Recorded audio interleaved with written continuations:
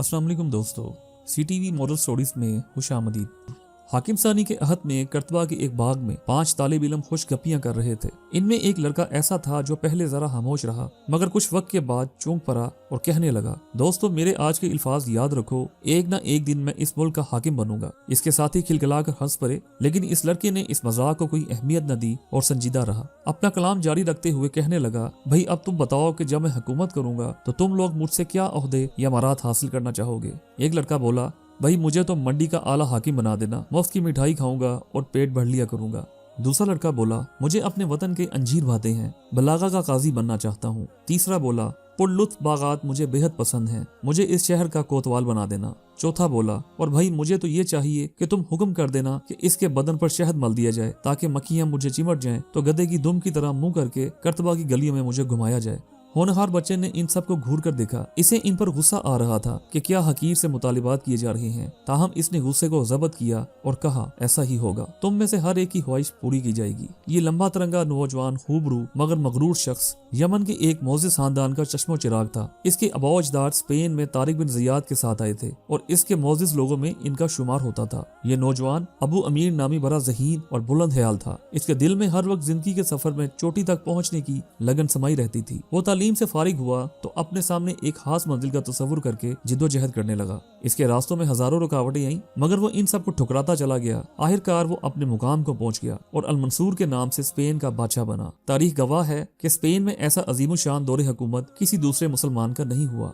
इसको अपने दोस्तों से किए हुए वादे याद थे। इसने इन सब को बुलाया और इन सब की एक एक ख्वाहिश पूरी की। एक दिन अल-मंसूर अपनी फौज का मुआयना कर रहा था। एक बर्बर ऑफिसर वंजीमार नामी आगे बढ़ा और बोला, मेरे आका मेरी एक दरख्वास्त है, मुझे रहने के लिए एक मकान चाहिए, मैं अब तक खुले मैदान में रहता हूँ। शाह ने पूछा, ऐसा क्यों है वंजीमार, हम तुम्हें पहले ही एक मकान दे चुके हैं, इसका क्या हुआ। वंजीमार ने कहा, आपने मुझे इस मकान से निकाल दिया है सरकार। शाह ने पूछा, वो कब और कैसे। वंजीमार ने कहा, आपकी बेहद अनायात के सबब आपने मुझे इतनी अर्जियात बख्श दी हैं कि मेरे सारे मकान गल्ला से भर गए हैं और अब रहने के लिए मेरे पास कोई जगह नहीं। शाह ने कहा, अब समझे हम, ये सब हमारा ही कसूर है। शाह ने हुक्म दिया कि इस ऑफिसर को एक आलीशान मकान बना दिया जाए। अल-मंसूर का एक मंजूर नजर शायर सईद था। वो अल-मंसूर से मुतअद्दिद तहाइफ हासिल कर चुका था। एक दिन सईद ने वो तमाम थैलियां खोली जो इसे इनाम में मिली थी। इनको इकट्ठा किया और अपने गुलाम कारफूर को इनका एक लंबा चोगा बनाकर पहना दिया। ये सब टुकड़े रंग बिरंगे थे और इनका चोगा पहनकर गुलाम अजीब सा लगता था। सईद इसको लेकर बादशाह की खिदमत में हाजिर हुआ। बादशाह ने गुलाम को देखा और पूछा, इस बेचारे को ये क्या लिबास पहना रखा है। सईद ने कहा, मेरे आका ये लिबास इन तमाम थैलियों का बना है जिनमें आपने मुझे बेबहा दौलत अता फरमाई। शाह ने कहा, खूब खूब,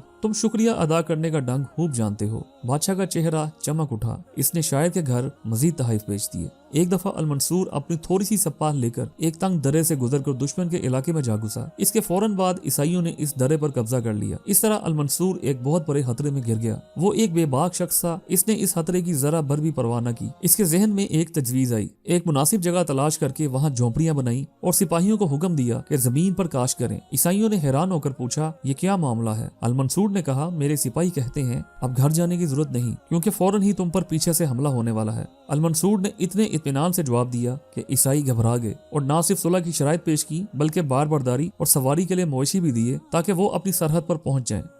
एक दफा अल-मंसूर को इतला मिली कि नवाजिया की सल्तनत में एक मुसलमान औरत कैद में डाल दी गई है। वो फौरन मैदान में कूद पड़ा और नवाजिया की सरहद पर जा धमका। इस मुल्क के बादशाह को खबर मिली। इसने कहला भेजा कि हजूर मुझसे क्या खता हुई जो इस तरह मुझ पर अताब हो रहा है। अल-मंसूर ने जवाब दिया, तुमने ऐलान किया था कि मेरी सल्तनत में कोई मुसलमान औरत कैद नहीं और मुझे इतला मिली है कि तेरे कैद खाने में एक मुसलमान औरत है। ये जवाब पाकर इस मुल्क के बादशाह ने फौरन इस मुसलमान औरत को 2 और औरतों के हमरा अल-मंसूर की खिदमत में भेज दिया और माजरत की कि मुझे इस बात का बिल्कुल इल्म न था। अब मैंने पूरी तसल्ली कर ली है, कोई मुसलमान मर्द या औरत हमारे कैद खाना में नहीं है। एक दिन अल-मंसूर ने ख्वाहिश की कि चंद कैदियों को रिहा किया जाए। इस सिलसिले में इसके रूबरू जो फहरिस्त पेश की गई, इसमें एक ऐसे गुलाम का नाम था जिससे इसको सख्त नफरत थी। इस नाम पर इसने लिख दिया कि जहन्नुम रसीद होने तक ये शख्स जेल में ही रहे। इस रात अल-मंसूर को नींद न आई। इसका ज़मीर इसे मुलामत करता रहा। इसे सोते जागते खौफनाक शक्लें दिखाई देती रही जो इसे कह रही थी, इस शख्स को छोड़ दो वरना अपनी बेइंसाफी की सजा भुगतो। ये खौफनाक शक्लें वो सुबह तक न भूल सका। इसने सुबह होने से पेशतर ही कागजात मंगवाए और हुक्म दिया इस शख्स को छोड़ दिया जाए।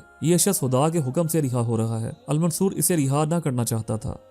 एक शख्स अलमंसूर के पास आया और कहने लगा, ए इंसाफ पसंद बादशाह, तेरे मकबूल नजर सुपरबरदार ने मेरे साथ किया हुआ अहद तोड़ दिया है। मैंने इसके खिलाफ काजी की अदालत में मामला पेश किया है, मगर इसने हाजिर होने से इनकार कर दिया। शाह ने कहा, क्या कहा? इसने इनकार कर दिया और काजी ने इसको हाजिरी के लिए मजबूर भी नहीं किया। फिर शाह सुपर ब्रदर की तरफ मुतवज्जो हुआ। सुपर ब्रदर, अपना काम अपने मातहत के सुपुर्द करो और फौरन काजी के सामने अदब के साथ पेश हो जाओ। फिर पुलिस के बड़े ऑफिसर को मुखातिब करके कहा, इन दोनों को काजी की अदालत में ले जाओ और काजी को कहो, अगर ये सच है कि सुपर ब्रदर कसूरवार है, इसे सख्त सजा दी जाए। फैसला मुदई के हक में हुआ। वो शुक्रिया अदा करने के लिए बादशाह की खिदमत में हाजिर हुआ तो बादशाह ने कहा, मुझे तुम्हारे शुक्रिया की जरूरत नहीं, अच्छा हुआ तुम अपना दावा जीत गए, मगर मैंने अभी इस सुपरबरदार को सजा देनी है कि इस बदमाश ने मेरी मुलाजमत में होते हुए ये कैसे जुर्रत की कि ऐसी नजेबा हरकत करे। एक दफा अलमंसूर के अपने एक मुलाजिम हास के खिलाफ अफ्रीका के एक ताजिर ने दावा किया। काजी ने इसका हल्फिया बयान तहरीर करने के लिए अदालत में तलब किया, मगर इसने आने से इनकार कर दिया। इसका ख्याल था कि वो बादशाह का मुलाजिम है, काजी इसका क्या बिगाड़ सकेगा। अलमंसूर मस्जिद की जानिब जा रहा था, इसका वो मुलाजिम हास भी इसके साथ था।